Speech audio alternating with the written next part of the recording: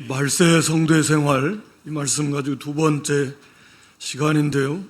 우리가 잘 아는 말씀입니다. 7절에 만물의 마지막이 가까이 왔으니 그러므로 너희는 정신을 차리고 근신하여 기도하라. 만물의 마지막이 정말 가까이 온 줄 알아야 됩니다. 우리 주님 이제 이 땅에 처음 육신을 입고 오신 때, 그때부터 말세가 시작이 된다고 그랬는데 지금은 2000년이 더 지났습니다. 이 성경이 기록된 지도 약 2000년 전이 지났고, 또 주님의 재림이 임박할 때 나타나는 징조들이 너무나 많이 나타나고 있습니다. 이제 몇 가지 안 남았습니다. 정말 이제 주님의 재림이 가까이 왔다. 그러므로 우리는 정신을 바짝 차려야 됩니다. 세상이 만물의 마지막, 이 세상 종말이 가까이 왔는데 이 무너질, 썩어질, 없어질 세상의 것을 좀 더 얻으려고 거기에 정신이 팔리고 시간을 빼앗기고, 그거 얼마나 어리석은 일입니까? 또 이제 우리가 주님 앞에 설 날이 정말 다가왔는데 우리가 주님 앞에 이제 평가를 받아야 될 것입니다. 세세하게 완벽하게 결산을 하게 될 것입니다. 그것이 얼마나 중요한 문제인가. 이제 시간이 얼마 없다 그 말입니다. 주님의 일을 할 수 있는 시간이 별로 없어요. 그리고 이제 마지막에 가까울수록 원수는 더 분내어서 할 수만 있으면 우리를 넘어뜨리고 삼키려고 더 악해지고 더 교묘해지고 죄악은 더 많아집니다. 그러니까 더 배나 정신을 차리고 힘쓰지 않으면 믿음의 길을 걸어갈 수 없다 라고 하는 것입니다. 그리고 우리가 깨어있지 않으면 마지막 날에 주님 재림하실 때 구원을 장담할 수 없어요. 성도는 깨어있는 사람이다. 성경 그렇게 말합니다. 이런 말씀 주시는 것도 깨어있으라는 거예요. 깨어있는 사람은 더 정신 차리고 깨어있고, 졸고 잠자고 있으면 깨어있으라는 거예요. 그래서 정신을 차리고 바른 정신을 가지고 내가 누구인가, 이 세상은 어떤 세상이고 지금 어느 때인가, 내가 해야 될 일은 무엇인가, 이 정신 차리고, 그리고 맨 먼저 해야 될 것이 기도하라는 겁니다. 기도하는 것만큼 중요한 것이 없다. 그래서 기도하라는 거예요. 기도하지 않으면 우리가 성도로서의 본분과 사명을 감당할 힘을 얻을 수가 없습니다. 하여튼 그 무엇보다도 이 기도하는 시간을 빼앗겨서는 안 됩니다. 뭐 바빠서 못한다, 피곤해서 못한다, 말이 안 되는 소리예요.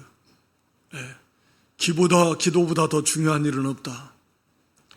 우리 신앙생활에 말하자면 기본이 힘을 얻어야 되니까.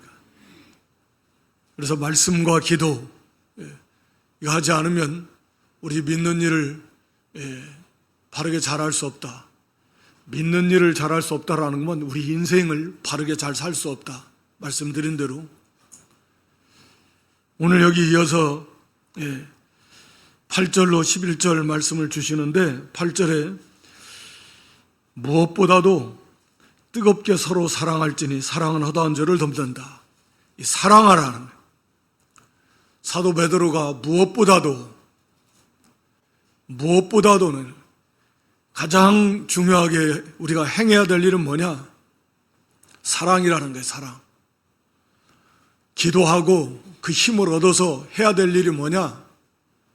사랑이라는 거예요. 사랑. 이 사랑이 얼마나 중요한가, 그 중요성에 대해서 강조하고 있는 거예요. 무엇보다도 뜨겁게 서로 사랑하라. 특히 이 서로 사랑하라는 말은 형제 사랑이라는 말입니다. 왜냐하면 이 사랑이 아가페 사랑인데 구원받지 않은 사람은 이 사랑을 할 수가 없습니다. 불가능합니다. 그러니까 여기서 서로라는 말은 형제를 가리킵니다.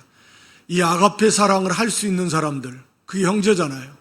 이게 서로 사랑하라는 거예요. 형제 사랑. 사도 베드로는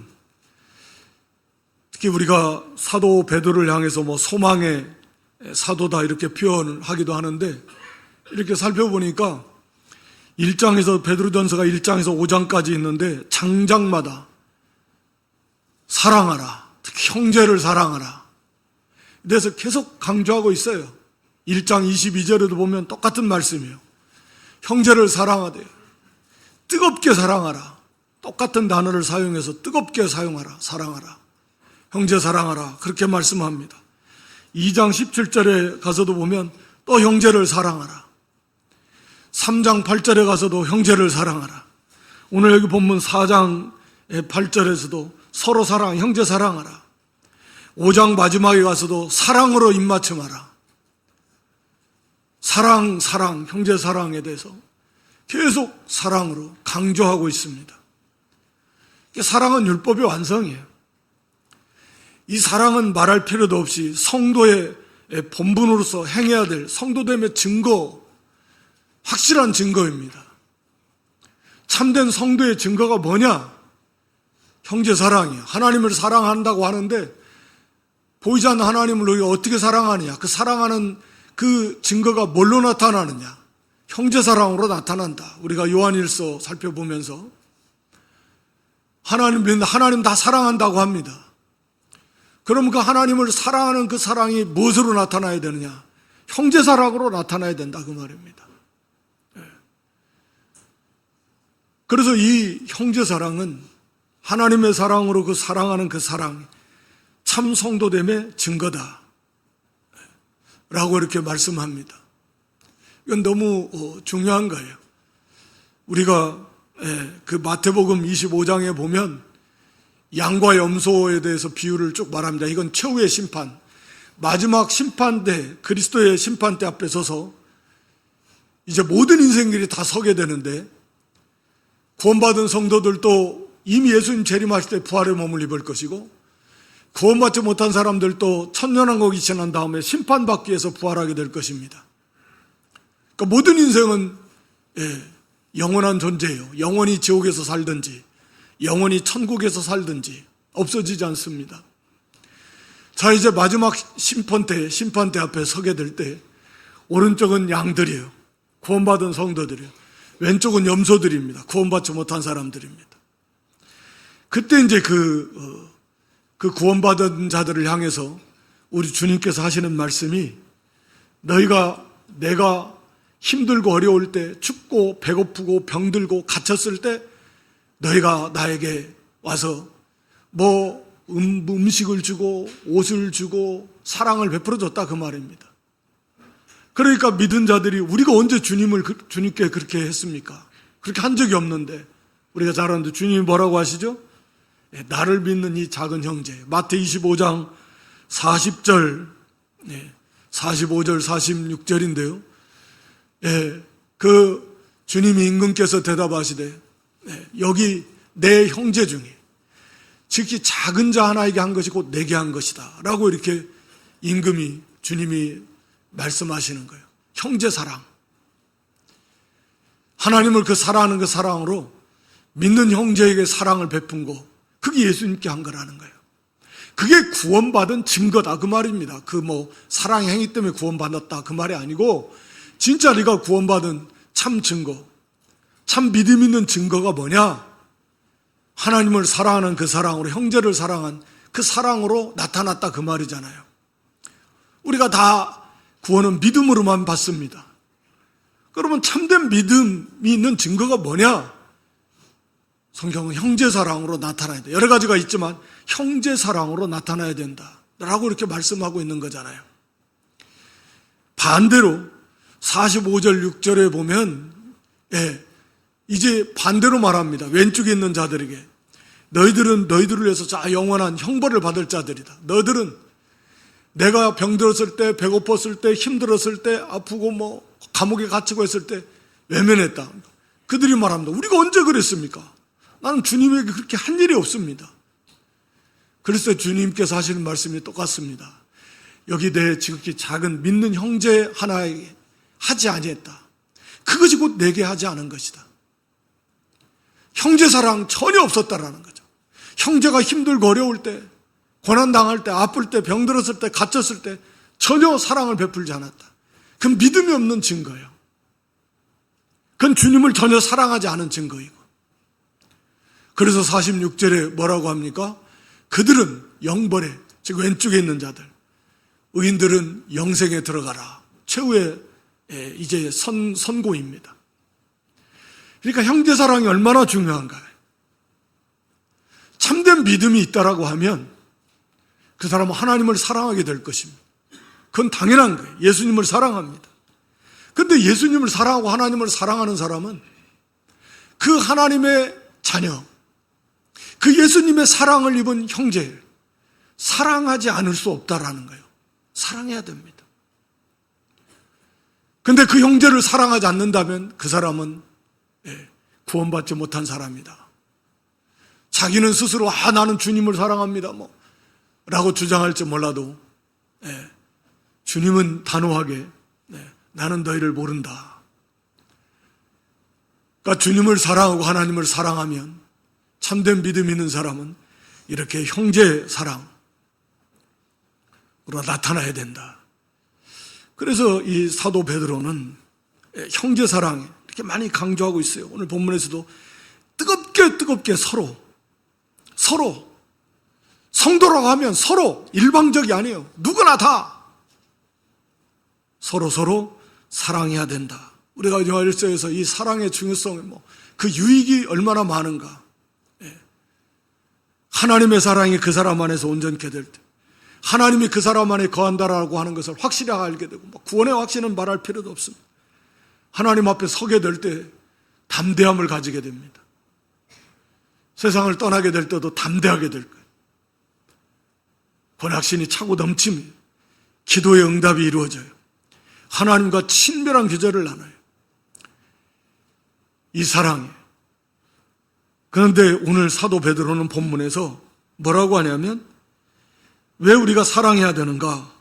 8절에 사랑은 허다한 죄를 덮기 때문이다 라고 이렇게 말씀합니다. 우리 성도가 서로 뜨겁게 사랑해야 되는데 왜 이렇게 뜨겁게 사랑해야 되느냐? 서로 사랑은 허다한 죄를, 많은 죄를 덮기 때문이다. 이 허다한 죄를 덮는다라는 게 뭐냐? 이게 좀 쉽지 않은 말씀 같고 저도 찾아보는 옛날부터 이게 이건 이런 말이다 저런 말이다, 잠언서에 있는 말씀이다, 또 어떤 사람은 형제를 사랑함으로 하나님 앞에 그 죄가 더 덮임 받는다, 이렇게 다 나름대로 일리가 있는데, 하여튼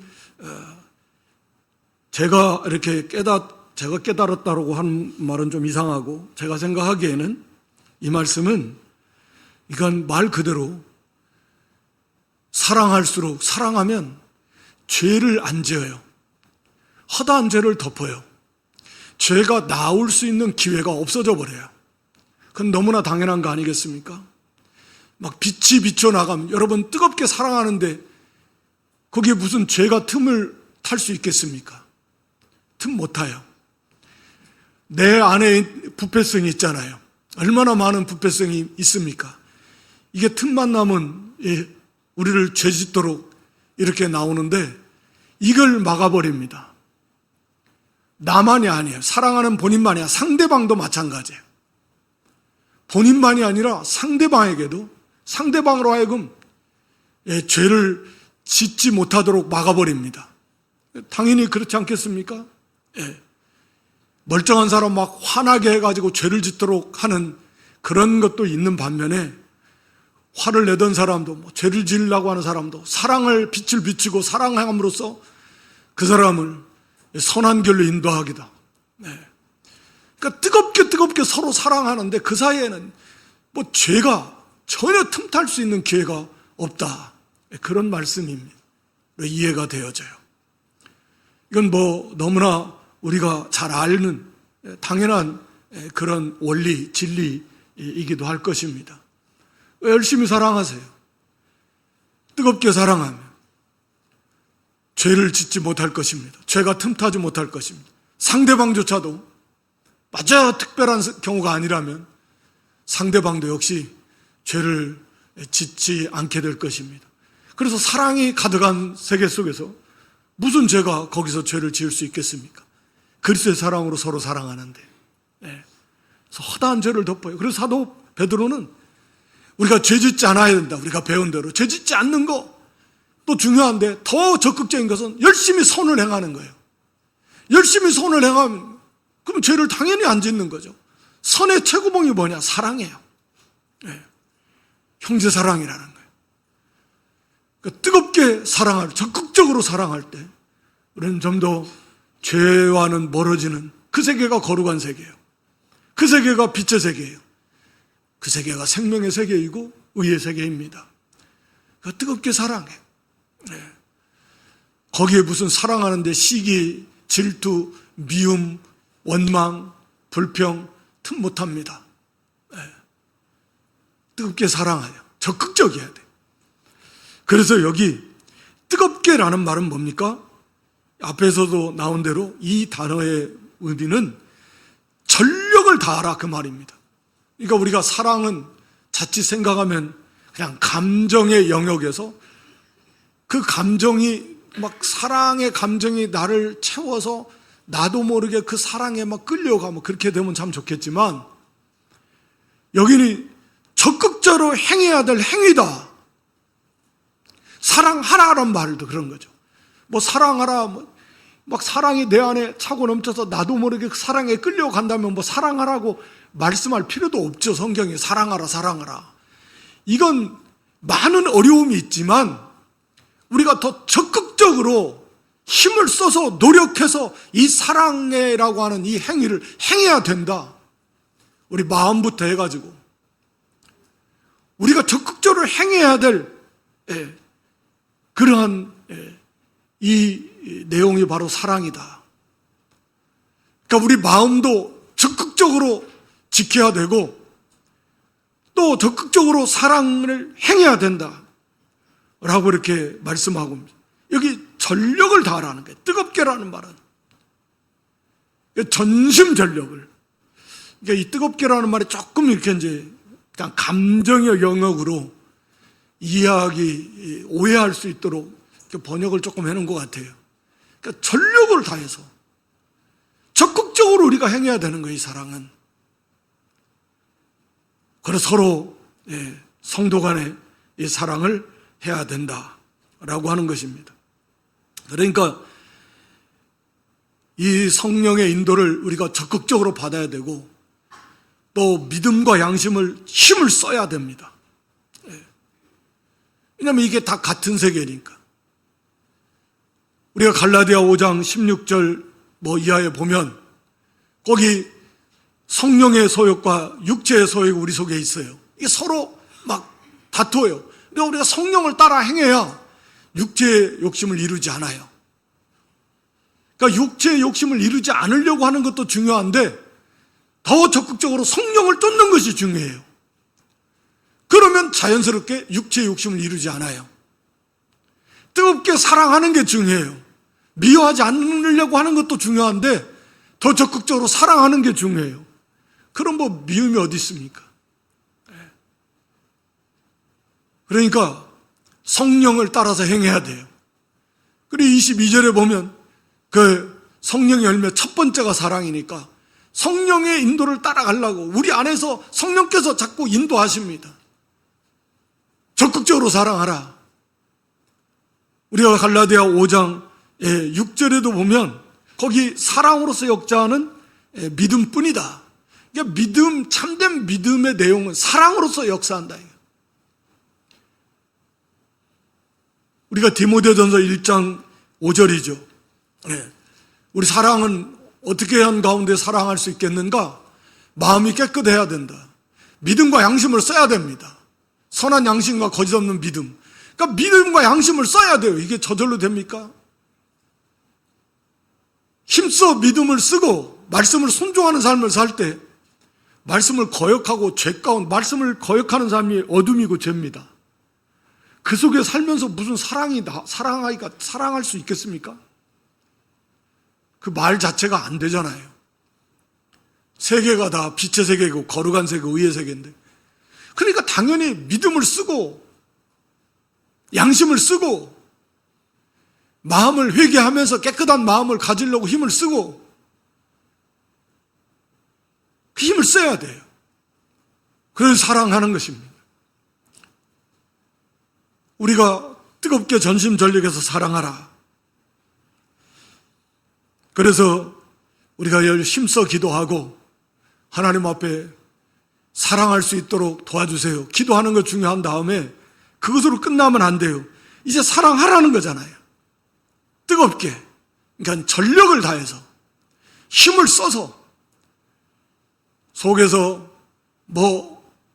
이 어둠이, 이 부패성이 자꾸 고개를 들라고 하면 시기, 질투, 미움이 나오려고 하면 이게 물리쳐야죠.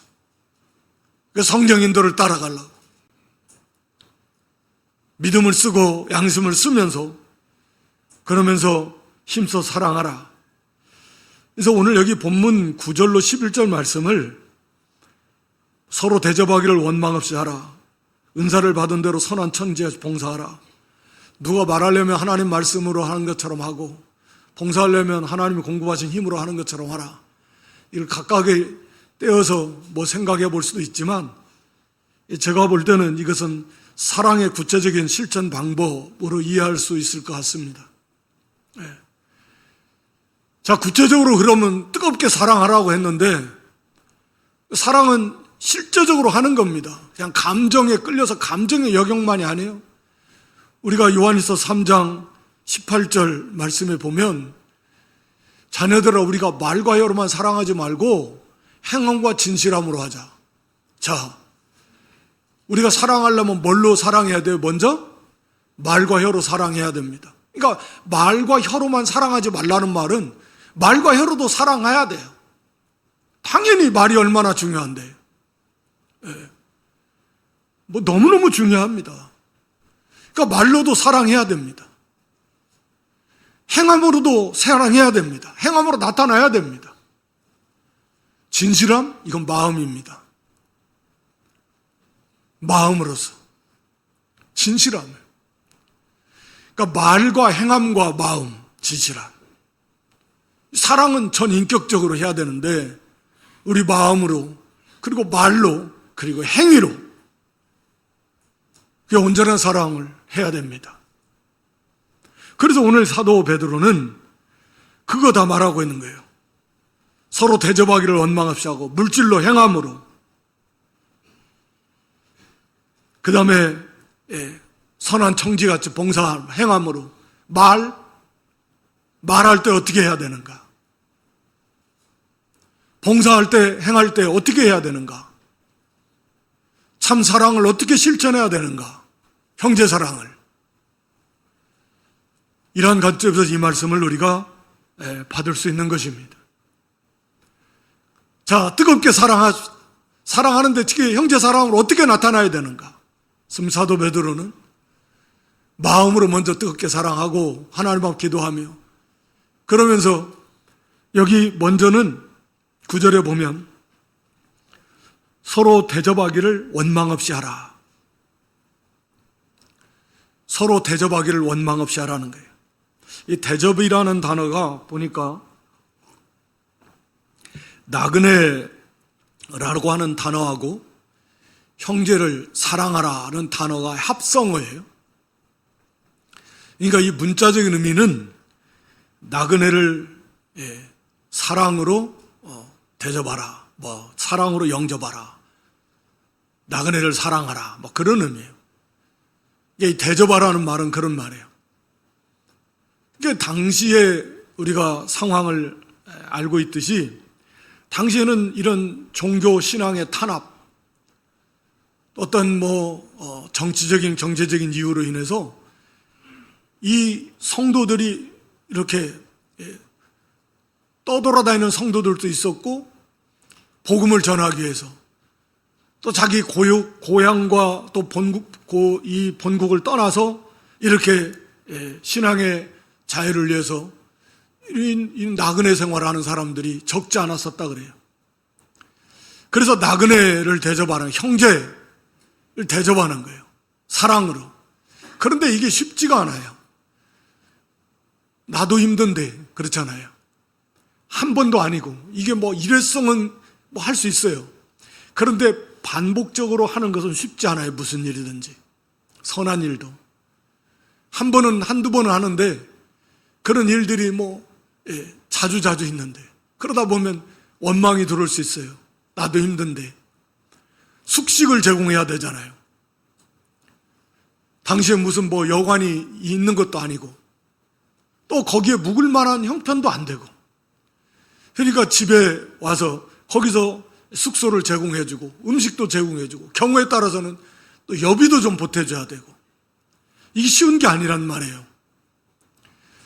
그러니까 한두 번 할 수 있는데 하다 보면 그냥 원망이 나오고 불평이 나오고 그렇게 나올 수 있습니다. 얼마든지 나올 수 있어요. 그러니까 참사랑은 그 모든 원망을 이기고 이게 그리스도에게 하는 것이다. 주님 하는 것이다. 우리 안에 있는 형제 사랑, 예수님을 생각하면서 예수님은 하늘의 영광을 내어놓고 다 내어놓고 우리를 위해서 가난하게 되셨다. 우리가 고린도서 보면 말씀하고 있잖아요. 너를 위해서 가장 부유하신 분으로서 우리를 위해서 가장 가난하게 되신 분이요. 가장 존귀하신 예수님이 가장 낮아지셨습니다. 주님은 나를 위해서 그렇게까지 하시고 십자가에 죽기까지 하셨는데 이까짓 게 뭐? 내가 좀 덜 먹으면 되고 같이 나누면 되고 좀 불편하면 뭐 어때서? 그것을 이기는 거죠. 뭐 저절로 그렇게 되는 게 아니잖아요. 속에 이기심이 고개를 들어요. 개인주의가 고개를 들어요. 욕심이 고개를 들어요. 이걸 때려잡으면서 전심을 다해 전력을 다해서 그걸 물리치면서 적극적으로 아니야. 만약에 주님이 찾아오시는데 주님이 찾아오셨다면 그럴 수 있겠어요? 주님이 우리 집에 찾아오셨다. 그럴 수 있겠냐고요. 사실은 주님이 찾아오신 거나 다름없잖아요. 연합되어 있으니까. 그 형제관계 내게 한 거다. 머리로만 알지 말고 지식으로만 알지 말고. 그래서 그 사랑으로 원망하지 말고 적극적으로 힘써서 대접하라는 거예요. 사랑으로 영접하라. 물질을 쓰고 시간을 들이고 몸을 들여서 해야 됩니다. 이게 실제적인 그러한 사랑으로, 형제 사랑으로 나타나는 것입니다. 두 번째는 거기 10절에 보면 각각 은사를 받은 대로 하나님의 여러 가지 은혜를 맡은 선한 청지같이 서로 봉사하라. 서로 이 봉사하라. 봉사라는 말도 단어 자체는 시중들다, 섬기다, 돌보다, 봉사하다 그런 뜻이에요. 서로 돌봐주고 아픈 사람은 서로 간호하다라는 뜻이 있어요. 간호도 해주고 시중들다, 식사할 때 시중들다라는 뜻도 있어요.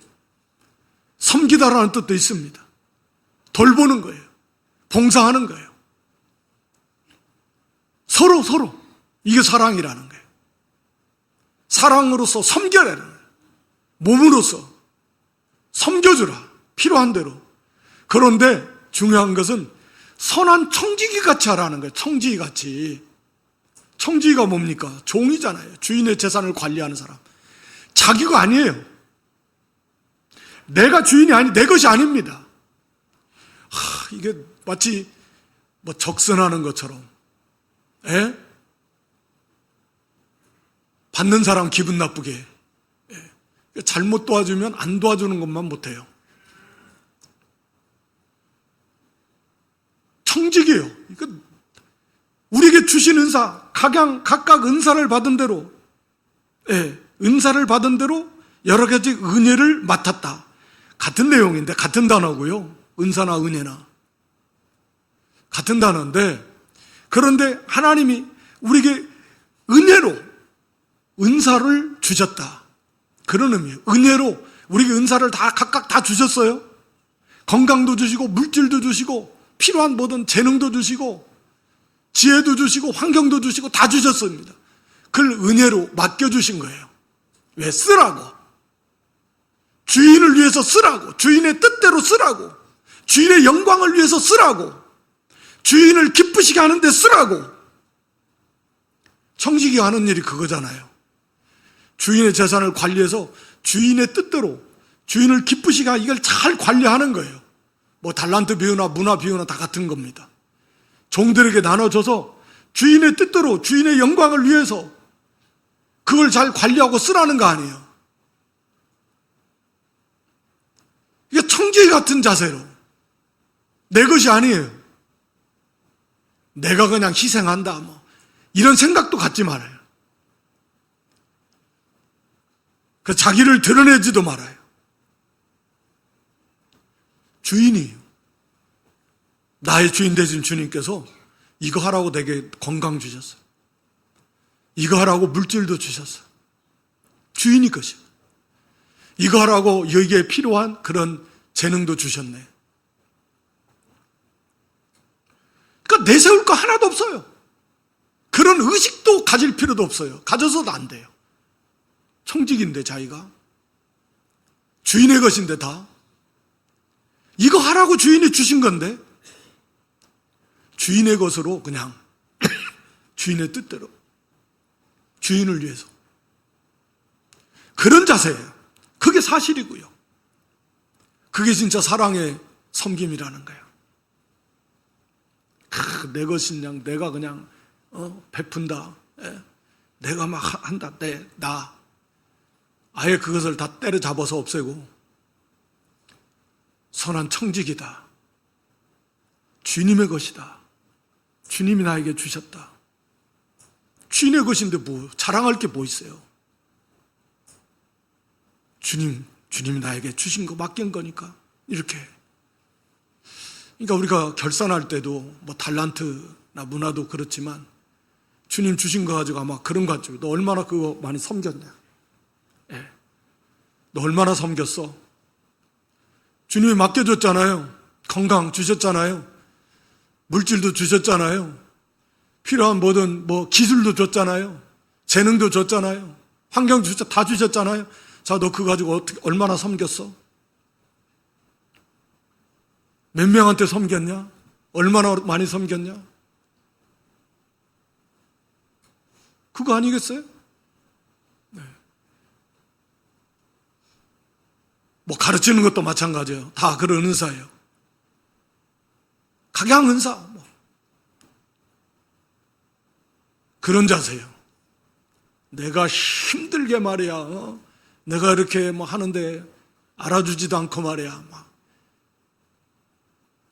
이거 아니에요. 청지기라 해요. 청지기. 청지기가 잘하는 거예요. 사실이 그러니까. 그 다음에 거기 세 번째는 거기 11절에 뭡니까? 만일 누가 말하려면 말할 때 하나님 말씀을 하는 것처럼 해라. 사도 베드로는 참 이게 포괄적으로 이 말의 중요성은 아무리 강조해도 지나치지 않을 만큼 중요한데 우리가 야고보 3장 2절에도 보면 말에 실수가 없으면 온전한 사람이요. 말에 실수가 없는 사람은 그건 온전한 인격자라는 5절 6절에도 보면 야고보 3장 5절 6절에도 이 말이 혀가 얼마나 작은 건데 그 인생을 좌지우지합니다. 말 잘못해가지고 그냥 인생이 다 불탈라버리는 이 뭐 말의 중요성은 그래서 성경이 뭐 잠언서 같은 게 너무나 많이 말씀하고 있어요. 그래서 야고보 1장 19절에 보면 이 말하는 건 좀 더디하라는 거예요. 생각해보고 좀 합당한 말 야고보 사도는 그렇게 말씀하고 있는데 오늘 베드로 사도는 하나님의 말씀을 하는 것처럼 말하라 이렇게 말씀합니다. 자, 하나님 말씀을 할 때 우리는 어떻게 할까요? 자, 하나님 말씀을 받았어요. 옛날에 선지자도 그렇고 오늘 우리도 하나님 말씀을 받아서 전할 때 먼저 삼가 조심할 겁니다.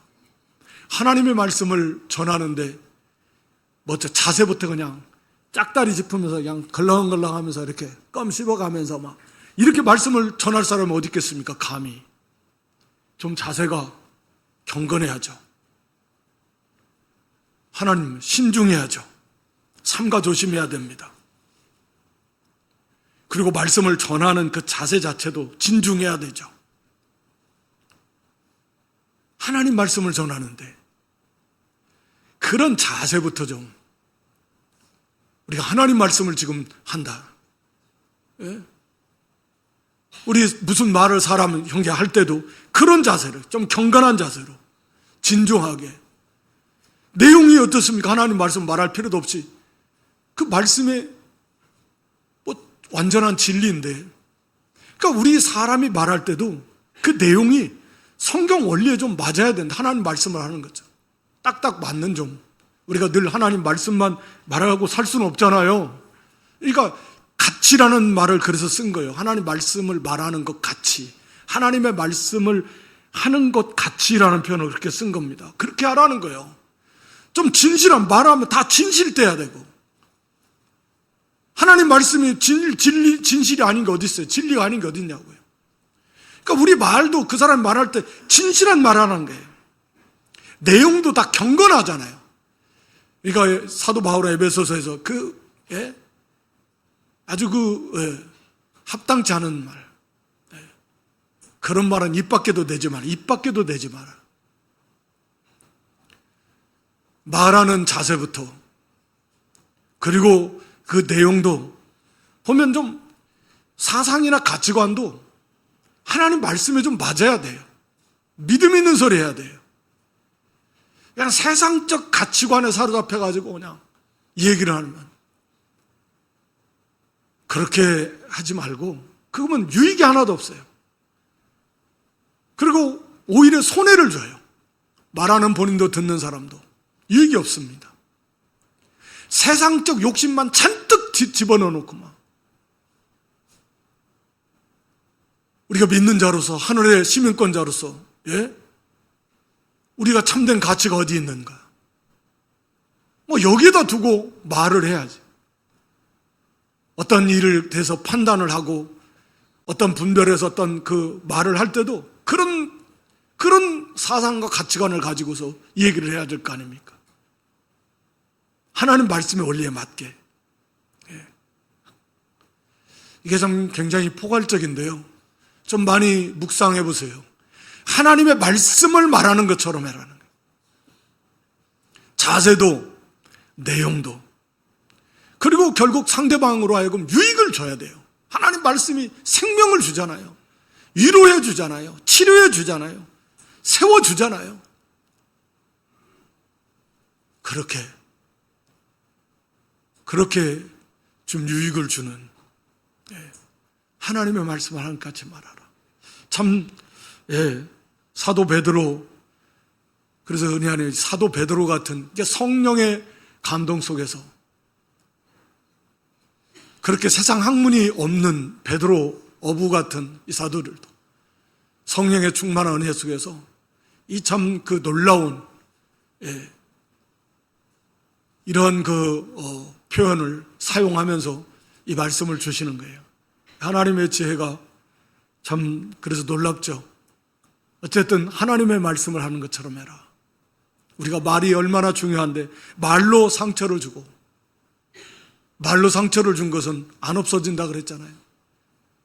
매로 맞은 것은 그건 뭐 그때 아프고 좀 지나면 뭐 잊어먹지만, 이 말로 후벼놓은 것은, 찔러놓은 것은 평생이 가도 안 잊혀진대요. 그러니까 말이 얼마나 중요합니까? 말이 정말 정말 중요해요. 훈련, 듣기는 속히 하고 잘 들어주고 말하기는 좀 더디해서 좀 생각해보고 하나님 말씀을 하는 것처럼 자세도 얼마나 경건할까요? 얼마나 그게 유익이 될까요? 그게 사랑이에요. 형제를 배려해주고 형제를 존중히 여겨주고 형제를 사랑하는, 말로서 사랑하는 사랑의 실천의 모습이다. 어렵지만 쉽지 않지만 습관이 들어가지고 말부터 해놓고 생각하는 거예요. 말부터 해놓고, 말이 제일 쉬우니까 그냥 생각나는 대로 그냥 습관대로 말부터 해놓고 나서는 이제 후회하면 뭐 쏟아하는 것 못 담잖아요. 그러니까 생각부터 하고 말하는, 우리는 좀 그랬으면 좋겠어요. 그래서 하나님의 말씀을 하는 것처럼 하고, 봉사할 때도 하나님이 공급하시는 힘으로 하는 것 같이 하라. 이 말씀도 그래요. 사실은 하나님의 공급하시는 힘으로 해야죠. 우리가 늘 기도하면서 하나님이 주시는 힘을 얻어서 하는데, 사도 베드로는 공급하시는 것 같이, 하나님의 힘으로 하는 것 같이, 하나님이 늘 공급해 주시는데 그 힘으로 하는 것 같이. 그러면 왜 이런 표현을 썼을까? 이것도 같은 말이에요. 자기 힘으로 하는 것처럼 하지 마라. 자기 드러내지 말라는 거예요. 자기 과시하고, 자기를 주장하고, 자기 생각대로 하고, 자기 주장대로 하고, 자기가 하는 것처럼 하지 말라요. 자기 내세우지 말라고. 또 사람의 방식 가지고, 사람이 하는 일은 항상 결과 중심이에요. 방법은 좀 잘못되고 과정은 좀 잘못됐어도 결과만 좋으면 돼요. 성과만 나타나면 돼요. 사람은 언제나 성과제일주의예요. 수단과 방법을 가리지 말고 성과를 내라. 하나님은 그렇게 일하시지 않아요. 과정이 중요해요. 과정이 중요합니다. 결과는 하나님께 맡기는 거예요. 그러니까 일할 때 경제성의 원리, 이거 사람의 방법이에요. 사람이 상처를 받든 말든 상관없어요. 일만 잘 돼. 그건 세상이에요. 하나님의 능력으로 일하는 사람은 먼저 감사함으로 할 것이고, 자원함으로 할 것이고, 기쁨으로 할 것이고, 그리고 항상 하나님의 영광을 먼저 생각할 것이고, 성도와 교회의 유익을 먼저 생각할 거예요. 그래서 의를 먼저 생각해요. 화평을 먼저 생각해요. 그게 사랑이에요. 좀 더디어지고 좀 힘들어지고 그럴 수 있어요. 세상적 관점에서 효율이 확 떨어질 수도 있어요. 그러나 중요한 건 그게 아니에요. 하나님의 영광이에요. 서로 화평을 이루는 거예요. 서로 의를 이루어 나가는 거예요. 그게 사랑입니다. 그게 하나님이 주시는 능력으로 일하는 사람의 모습입니다. 온유해요. 겸손해요. 끝까지 충성합니다. 중대 못하겠다 포기하는 거 아니에요. 하나님이 주시는 힘으로 하는데 포기가 어디 있습니까? 끝까지 합니다. 열심을 냅니다. 충성합니다. 그러면서 온유 겸손합니다. 그리고 언제나 화평을 이루어가요. 의를 세워나갑니다. 이게 하나님이 공급하신 힘으로 하는 일이에요. 우리가 봉사할 때 그렇게 하라는 거예요. 그렇게 하라는 거예요. 이게 진짜 사랑의 모습일 겁니다. 이렇게 할 때 모든 범사의 목적은 하나님의 영광이에요. 예수 그리스도로 말미암아. 예수 그리스도로 말미암아. 네, 이게 이 모든 은혜를 주신 것도 예수 그리스도 안에서, 그리스도 때문에 우리에게 주신 것이고, 이렇게 할 수 있는 것도 그리스도 안에 있기 때문에 가능한 것이고, 그래서 그리스도 말미암아 하나님의 영광을 받으세요. 또 이 말씀 속에는 우리의 섬김이 그렇게 한다고는 했는데 얼마나 부족할까요? 그러니까 예를 들어서 100% 완전한 그런 섬김이 얼마나 될까요? 아마 거의 없을 겁니다. 그렇게 한다고 해도 부족한 것이 많을 거예요.